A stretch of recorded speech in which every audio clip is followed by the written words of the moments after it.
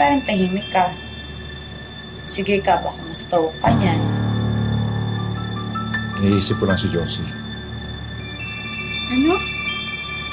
Ako na nga itong kasama mo eh. Pero yung balyanang yun pa rin yung iniisip mo.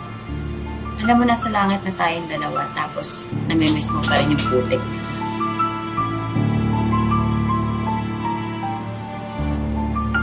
Inaalala ko lang. Kasi alam ko problemado siya ngayon. Nasunod ko pa sa negosyo. Alam mo yun? Ha? Yung food park? Oo.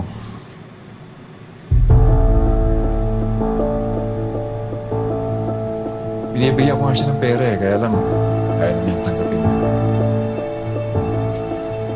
Babe, alam mo, hindi mo naman siya kailangan tulungan eh.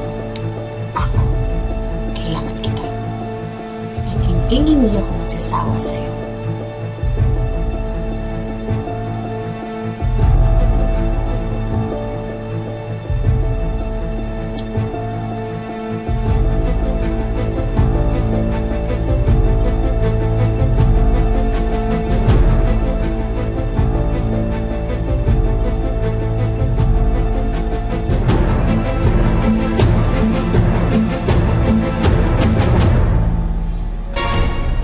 Nawala lang si Ma'am Josie. Kala mo kung sino nang umasta, no? Eh, di ba dati lang naman nagtitinda ng ulam na si Ibo?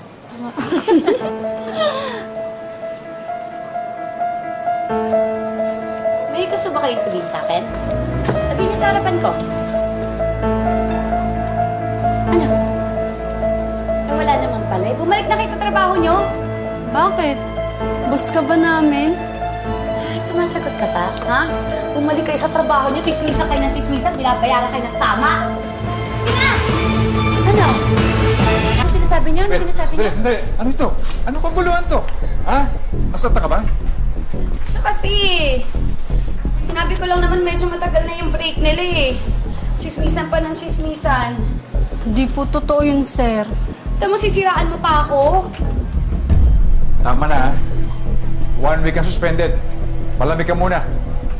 Kayaan mo na sila, babe. Nagkatulad.